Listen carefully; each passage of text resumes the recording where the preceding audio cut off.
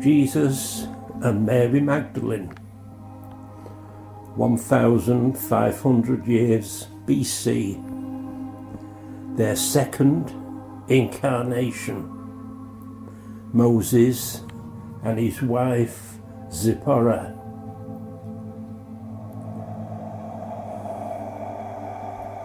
There are thousands of examples of reincarnation, so please don't be too surprised when I give reference to Jesus and Mary Magdalene having lived through two previous lifetimes together. For more information, see my film Reincarnation.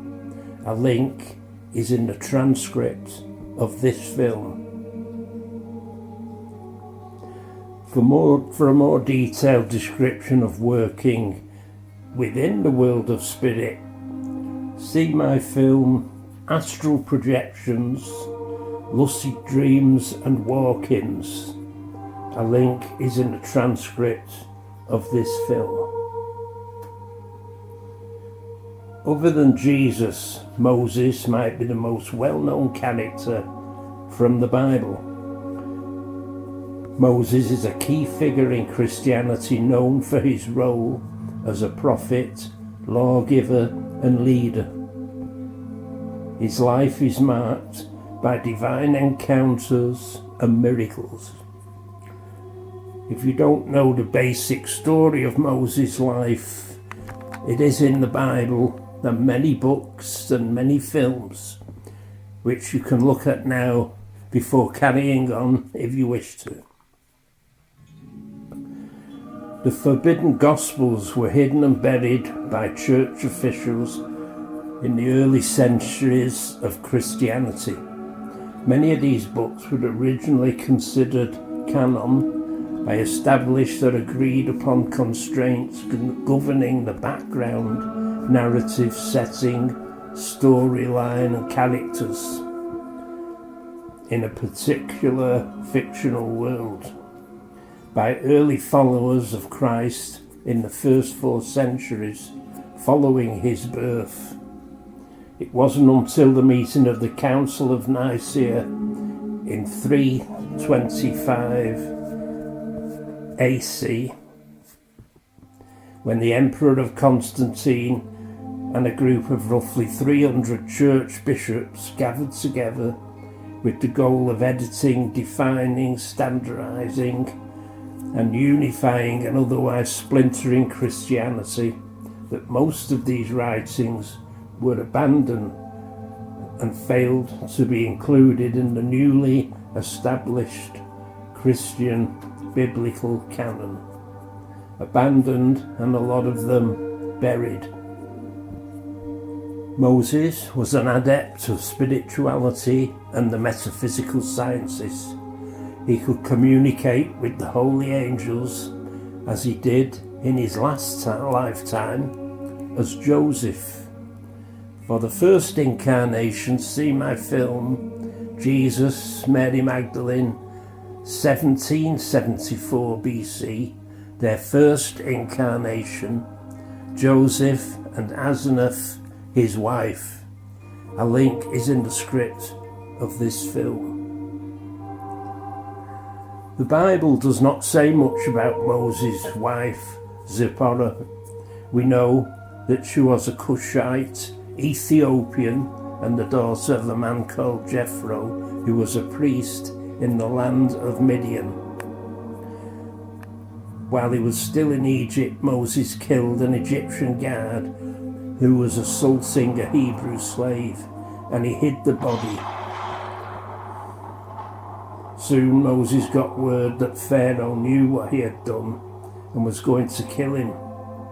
So he fled from Egypt to the land of Midian to avoid prosecution.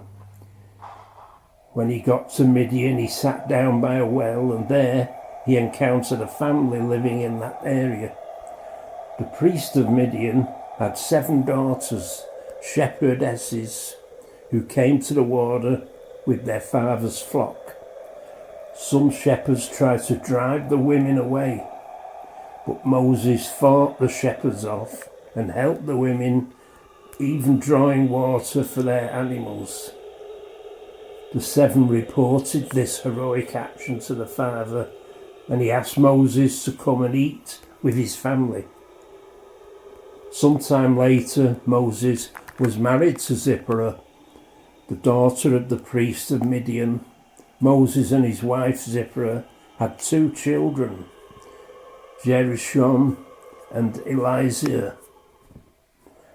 It is important to remember that Zipporah is the reincarnation of Asenath and has ascended spiritually.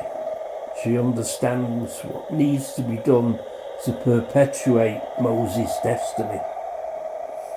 Zipporah comprehends the concept of the spiritual journey herself and Moses are experiencing, and there would not be another prophet in Israel like unto Moses, whom the Lord knew face to face until the birth and reincarnation of Jesus Christ. The enigma of the circumcision of Gershom and Eliezer. The Jewish people were expecting Moses to circumcise his 2 sons, Gershom and Eliezer, as was their practice. Moses was spiritually adept and had visions of his next life, where he would continue to be a saviour, and he could see his fate and the deception of the Pharisees, who will hand him over to the Romans for crucifixion. This made him angry. For more information, see my film, The 7 Woes of the Pharisees from Jesus. A link is provided in the transcript of this film.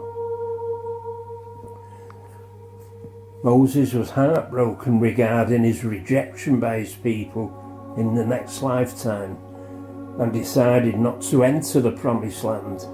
It's ironic how the Jewish scripts suddenly use Zipporah, whom they have repressed because of her gender and colour, to circumcise her own children, which is suitable for them at the time.